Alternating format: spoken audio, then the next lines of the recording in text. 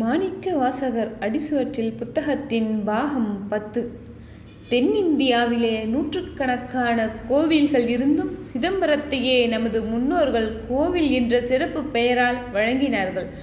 ஆதி காலந்தொட்டே தமிழரின் பெருமைக்கும் தெய்வீக அருளுக்கும் இருப்பிடமாகவும் புலவர்களும் பக்தர்களும் போற்றி சென்று புகலிடம் பெற்ற ஸ்தலமாகவும் விளங்குகின்றது. பூலோக கைலாசமாக கருதப்படும் இத்தில்லைப்பதிக்கு தலைவராய் வந்த அரசர் யாவரும் பல்லவரும் சோழரும் பாண்டியரும் நாயக்கரும் பொன்னாக கொட்டி ஆதரித்த ஸ்தலம். அமைப்பிலும் அருளிலும் தனக்கு தன்னிகரில்லா தனி பெருமையுடையமையால் சிதம்பரம் தென்னிந்தியாவின் கோவில் என்று வழங்கப்பட்டதில் ஆச்சரியமில்லை. தூய்மையாகிய சாந்தை குழைத்து உணர்ச்சி சிற்ப உருவெடுத்து கற்பனை வர்ணத்தை பூசி இருதயத்தில் கட்டும் கோயிலில் தெய்வம் வந்து கலிநடம் புரியும். இதை நமது புராதன தமிழர்கள் உணர்ந்தார்கள். இந்த சூக்கும கோயிலை ஸ்தூலமாக்கினார்கள். பாரதத்தையே விராட் புருஷனாக்கி அவனது இருதயம் சிதம்பரம் என பாவித்து அதில் நடராஜனாகிய சிவனை குடியிருத்தினார்கள். இருதயமாகிய மன்றத்தில் இறைவன் ஆன்ம ஈடேற்றத்திற்கு அருள் நடனமாடும் பாவனையில் ஸ்தூல சின்னமாக இருப்பது திருச்சிற்றம்பலம். வேதமும் ஆகமங்களும் சைவ சித்தாந்த தத்துவங்களும் இந்த திருச்சிற்றம்பலத்திலே கண்ணால் பார்க்கக்கூடிய பொருளாக இருக்கின்றன. பிரம்மா, விஷ்ணு, ருத்ரா, மகேஸ்வரா, சதாசிவனுக்கென 5 பீடங்கள் இருக்கின்றன. ஸ்ரீ பஞ்சாட்சரமாகிய எழுத்துக்கள் அனைத்தும் 5 படிகளாக இருக்கின்றன. இதற்கு பக்கத்தில் உள்ள கதவுக்கு பெயர் ஆவரணம். சைவ சித்தாந்தத்தில் அவித்தை என்று சொல்வார்கள். 96 தத்துவங்களும் பல கணிகளாய் அமைந்திருக்கின்றன. நடுவில் இருக்கும் 4 பொற்கம்பங்களும் 4 வேதங்கள். அதை சுற்றியுள்ள மரக்கம்பங்கள் 28 ஆகமங்களாக பாவிக்கப்படுகின்றன. இவ்வளவும் அடங்கிய சபை பொன்னால் வேயப்பட்ட கனக சபை எனப்படும். இங்கேதான் இறைவன் நடராஜமூர்த்தியாக எழுந்தருளி இருந்து காட்சியளிக்கின்றார். சிதம்பரத்து நடராஜ விக்கிரகம் தமிழ்நாட்டு விக்கிரகங்களில் ஒரு தனி சிறப்புடையதாக கருதப்படுகிறது. பஞ்சலிங்கங்களுள் ஆகாசலிங்கம் சிதம்பரத்தில் இருக்கின்றது. கனக சபையிலே நடராஜ விக்கிரகத்துக்கு பின்னால் ஒரு திரை போடப்பட்டிருக்கிறது. அதை நீக்கினால் ஒரு வெளி தோன்றும். அவ்வெளியே ஆகாசமே சூக்குமமாக வடிவு கொண்ட லிங்கம் என்று சொல்லுவார்கள். சிதம்பர ரகசியம் என்பதும் இதுவே. இருதய வெளியில் நின்று நடம்புரியும் இந்த அற்புத இரகசிய கல்வனை தேடி வந்தார் மாணிக்க வாசகர். தேவாதி தேவர்களுக்கும் அகப்படாத அந்த பரம்பொருளை மாணிக்க வாசகர் தமது திருவாசகத்தால் மயக்கிவிட்டார். சிதம்பரம் என்றால் யார் மனக்கண்ணிலும் உடனே தோன்றுவது நடராஜ உருவம்தான். பார்க்கும் இடமெங்கும் நீக்கமர நடன உருவங்கள் சிதம்பரத்தில் நிறைந்திருக்கின்றன. அருங்கலைகளுள் ஒன்றாகிய நாட்டிய கலைக்கு நமது தமிழ் மக்கள் சிறப்பு கொடுக்க வேண்டியே சிதம்பரத்தை சிருஷ்டித்து வைத்தார்களோ என்று எண்ண வேண்டியிருக்கின்றது. முன்னே பார்த்தால் ஒரு நாட்டிய உருவம், பின்னே பார்த்தால் ஒரு நர்த்தன சிலை, பக்கங்களில் பார்த்தால் அங்கு ஒவ்வொரு தூணிலும் மருவிய நாட்டிய உருவங்கள். மூலஸ்தானம் முதல் வெளி கோபுரம் ஈராக எல்லாம் நடனம் புரியும் காட்சிகளே நமது பண்டைய தமிழர் மக்களின் உள்ளத்தில் ஊறிக்கிடந்த அழகுணர்ச்சி எல்லாம் சிற்பமாக திரண்டு வெளியே பரிணமித்து காணப்படுகின்றது. சிவபிரானுக்கு 3 வகையான நடனங்கள் கூறப்பட்டுள்ளன. திருக்கைலாய மலையில் தேவர்கள் நடுவே ஆடுவது பிரதோஷ நடனம். நவமணிகளால் இழைக்கப்பட்ட பொன் முடிமீது 3 லோகத் தலைவியாகிய லோகமாதாவை இருத்தி தேவர்கள் சூழவர சூலபாணி கைலையில் நடம்புரிவார். சரஸ்வதி வீணை வாசிக்க, இந்திரன் குழலூத, பிரம்மா தாளம் போட, மகாவிஷ்ணு மத்தளம் கொட்ட, லக்ஷ்மி பாட, சிவபிரான் நர்த்தனம் புரிவார். இச்சந்தியா வேளையில் யஷ, கந்தர்வ, சித்த, சாத்திய வித்தியாதாரர்கள் கூடி நின்று அவ்வின்னிசையுடன் கலந்த நர்த்தனங்களை கண்டு களிப்பார்கள். சிவனது 2வது நடனம் தாண்டவம். வைரவர் அல்லது வீரபத்ர மூர்த்தத்தில் இதை காணலாம். 3வது நடனமே புகழ்பெற்ற நடராஜ மூர்த்தத்தில் காணப்படும் நாதாந்த நடனமாகும். இது அண்டத்தின் மத்தியஸ்தானமாக கருதப்படும் சிதம்பரத்தின் பொன்னம்பலத்தில் நிகழும் தாருகாவனத்தில் வசித்த அகம்பாவம் பிடித்த ரிஷிகள் சிலர் தமக்கு இறைவனும் நிகரில்லை என்று வீறு கொண்டு இருமாந்திருந்த போது அவர்கள் செருக்கை அடக்க கருதி சிவபிரான் அங்கே சென்றார். ரிஷிகள் தமது யாக வலிமையை உபயோகித்து யாகத்தீயிலிருந்து ஒரு புலியை ஏவி விட்டனர். பாய்ந்த புலியின் தோலை உரித்து சிவபிரான் தம் மேனியில் போர்த்தி கொண்டார். பின் ஒரு பாம்பு சீறியது. அதை பிடித்து கழுத்தில் மாலையாக அணிந்தார். பின்னர் அவர் அந்த ரிஷிகளின் ஆணவ மகள நின்று நாதாந்த நடனம் புரிந்தார். இதை கண்ணுற்ற பதஞ்சலி என்ற முனிவர் அவ்வற்புத நடனத்தை மீண்டும் ஒருமுறை தாம் காண ஆடுமாறு கேட்டுக்கொண்டதனால் இறைவன் பூலோகத்திலே தில்லை வனத்தில் காண்பிப்பதாக கூறி அருளினார். அப்பால் பதஞ்சலி முனிவர் தில்லை வனமாகிய சிதம்பரத்துக்கு வந்து சிவபிரானது அற்புத திருத்தத்தை கண்டார் என்பது புராண வரலாறு. கதை எப்படி இருந்த போதிலும் சைவ ஆகமங்களில் காணும் தத்துவ கருத்தை நடராஜ வடிவம் புலப்படுத்துகிறது என்று சைவ சித்தாந்திகள் கூறுவார்கள். படைத்தல், காத்தல், அழித்தல், மறைத்தல், அருளல் என்ற 5 தொழில்களையும் முறையே பிரம்மா, விஷ்ணு, ருத்ரன், மகேசுரன், சதாசிவன் என்னும் 5 வகை மூர்த்திகளின் வழியாக சிவபெருமான் நிறைவேற்றுவதாக கருதுவர். டமருகம் தாங்கிய கையினால் உலக சிருஷ்டியையும், அபயஹரத்தினால் காத்தலையும், அக்னி ஏந்திய கையினால் அங்காரத்தையும், ஊன்றிய பாதத்தால் ஆன்மாக்களை மறைத்தலையும், தூக்கிய பாதத்தால் ஆன்ம அனுகிரகத்தையும் இவ்வுருவம் காட்டுகிறது. தோற்றம் துடியதனில் தோயும் திதியமைப்பில் சாற்றியிடு மங்கியிலே சங்காரம் ஊற்றமாய் ஊன்றுமலர் பாதத்தே உற்ற திரோதமூர்த்தி நான்றமலர் பாதத்தே நாடு. சிதம்பரத்தின் கிழக்கு கோபுர வாசலில் நுழைபவர்கள் அதன் 2 பக்கங்களிலும் அழகிய சிறு மாடங்களில் செதுக்கப்பட்டிருக்கும் சிற்பங்களை கவனிக்காதிருக்க முடியாது. ஒவ்வொரு மாடத்திலும் 3 உருவங்கள் இருக்கின்றன. ஒரு நாட்டிய பதுமை, ஒரு நட்டுவன், ஒரு தன்னுமை வாசிக்கும் பக்கவாத்தியக்காரன். இவற்றின் மேலே சில பழைய ஸ்லோகங்களும் காணப்படுகின்றன. இது பரதநாட்டிய சாஸ்திரத்தின் 4ஆம் அத்தியாயத்தில் சொல்லப்பட்டிருக்கும் 108 வகை கரணங்களை தனித்தனியாக காண்பிக்கும் லட்சணங்கள் எல்லாம் அவற்றின் ஸ்லோகங்கள் என்றும் ஆராய்ந்து கண்டிருக்கிறார்கள். தென்னிந்தியாவில் உள்ள கோவில்கள் எல்லாம் நாட்டிய கலையை விளக்கும் இத்தகைய சிற்பங்கள் காணப்பட்டாலும் பாரத நூலில் உள்ள 108 வகை கரண விகற்பங்களை விளக்கும் உருவங்களையும் அவற்றுக்குரிய வாசகங்களையும் நாம் சிதம்பரத்தின் கீழ் மேற்கோபுரங்களிலேதான் காணலாம்.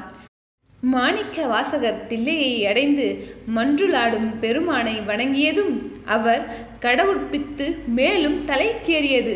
ஆடினார், பாடினார், அழுதார், ஸ்தம்பித்து நின்றார். இந்த வினோதங்களை பார்த்தவர்கள், இதேதடா ஒரு பைத்தியக்காரன் வந்து இப்படி கூத்தாடுகிறான் என்று சொல்லி அலட்சியமாக நகையாடினார்கள். ஆனால் மாணிக்க வாசகர் மனம் நொந்து கொள்ளவில்லை.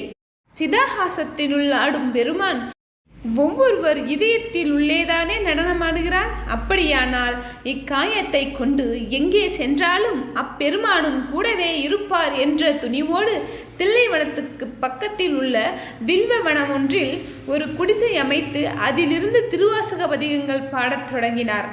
அந்த ஓய்வு காலத்திலேதான் மாணிக்க வாசகரது பெரும்பாலான பாடல்கள் பாடப்பட்டன என்று கருதுவர். திருக்கோவையார் என்ற அருமையான அகப்பொருள் நூலும் இதே காலத்தில் தான் இயற்றப்பட்டிருத்தல் வேண்டும். அகப்பொருள் இலக்கணத்துக்கு தக்கதோர் இலக்கியமில்லை என்று சிவபெருமானே கனவில் தோன்றி மாணிக்க வாசகரை இயற்றுமாறு சொல்லி தாம் ஒரு எழுத்தாளன் வடிவு கொண்டு தம் கைப்பட எழுதி தில்லைப்பதியின் மூலஸ்தான வாசற்படியில் வைத்ததாக கதை. மாணிக்க வாசகரது வாழ்க்கையின் இறுதி காலம் முழுவதும் உபதேச காலமாகவே கழிந்தது.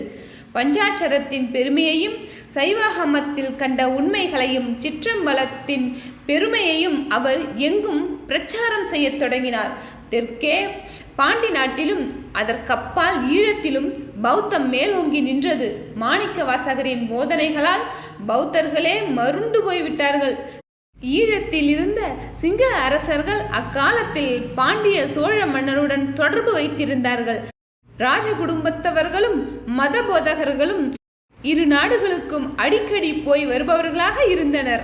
அப்பொழுது மாணிக்கவாசகர் உபதேசங்களில் பற்றுதல் கொண்ட ஒரு பிராமணன் ஈழ நாட்டிலே சென்று திருச்சிற்றம்பலம் திருச்சிற்றம்பலம் என்று சொல்லிக்கொண்டு தெரிந்தான். சிதம்பரத்தின் பெருமையை புகழ்ந்தான். சைவத்தின் மேன்மையை மெச்சினான். இது இலங்கை அரசன் காதில் எட்டியது. அவனுடைய பிரதம குருவுக்கும் தெரிந்தது. உடனே குரு தாம் நேரில் புறப்பட்டு போய் சிதம்பரத்து முனிவனுடன் வாதாடி சைவத்தை வென்று பௌத்தத்தின் மேன்மையை நிலைநிறுத்தி வருவதாக அரசரிடம் சொன்னார். அரசனும் சம்மதித்து தானும் தன்னுடைய ஊமை பெண்ணை அழைத்து கொண்டு எல்லோரும் சிதம்பரத்துக்கு புறப்பட்டனர்.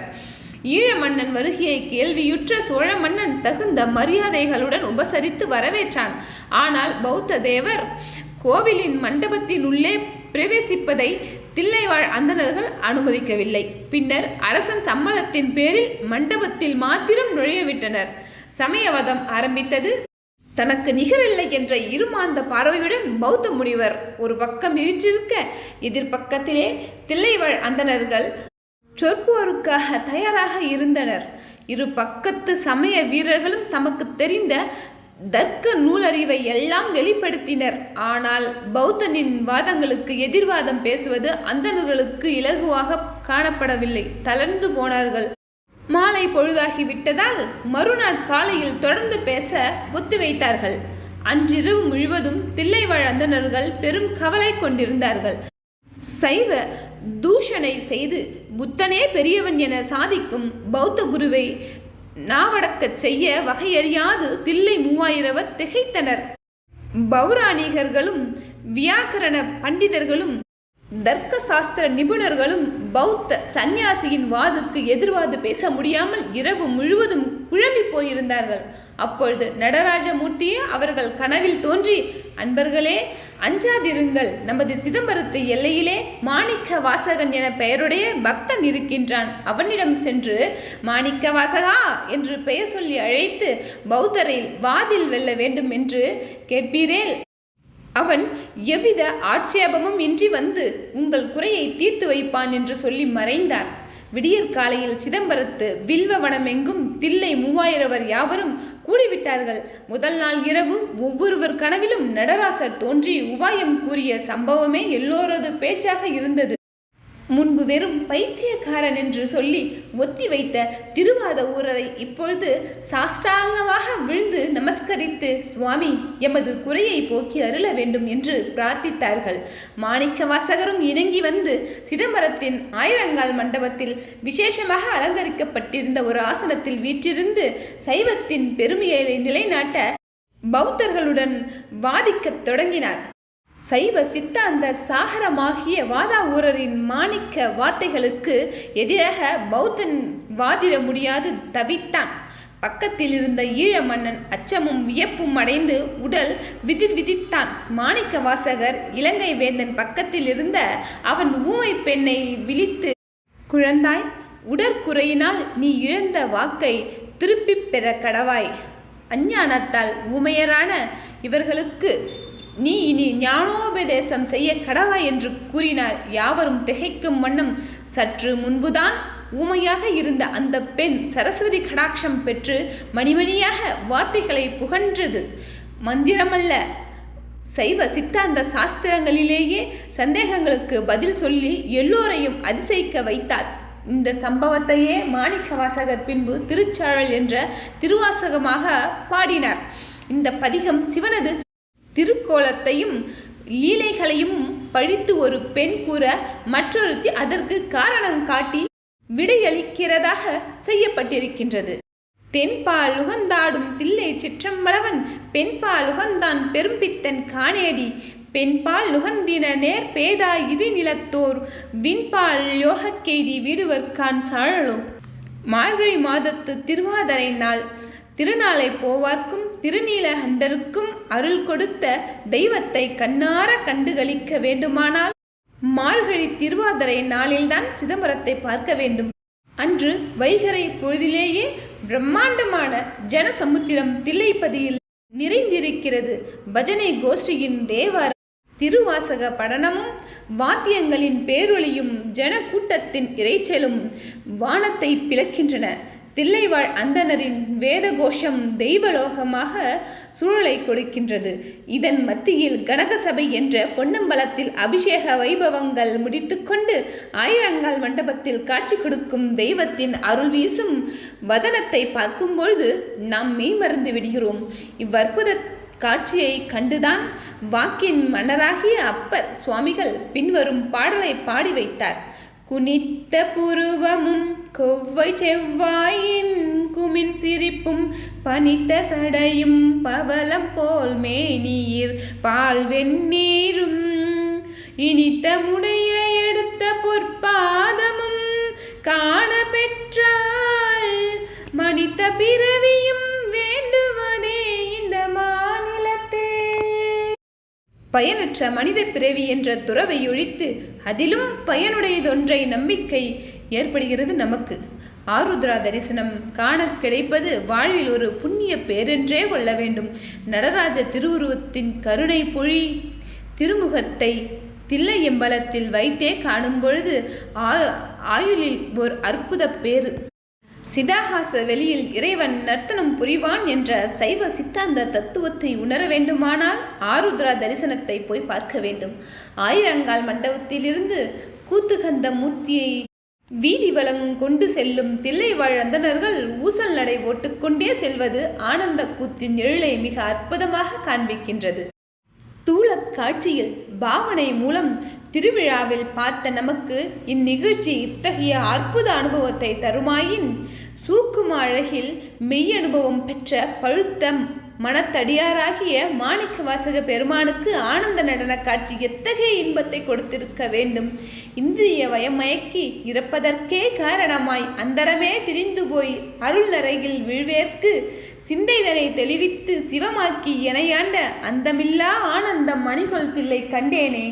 தில்லையம்பலத்தில் தான் திருநடன காட்சி மாணிக்க வாசகரின் சிந்தைதனை தெளிவித்து சிவமாக்கி விட்டது. அந்தமில்லா ஆனந்தத்துக்கு ஆட்பட்ட அவ்வுத்தமர் வீடு பேராகிய புது வாழ்வின் அனுபவத்தை அணுகினார். மண்டி கிடந்த மாய இருள் அகல ஞான சுடரொளி பரவியது. குறியொன்றும் இல்லாத கூத்தன் தன் கூத்தை எனக்கு அறியும் வண்ணம் அருளியவாறு ஆர்பெறுவார் அச்சோவே. பெருந்துறையில் குருந்த மரத்தடி நிழலில் உபதேசம் செய்த பின்னர் சிதம்பரத்தில் வந்து என்னை காண் என்று கட்டளையிட்டது என்று நிறைவேறும் சமயம் வந்துவிட்டது.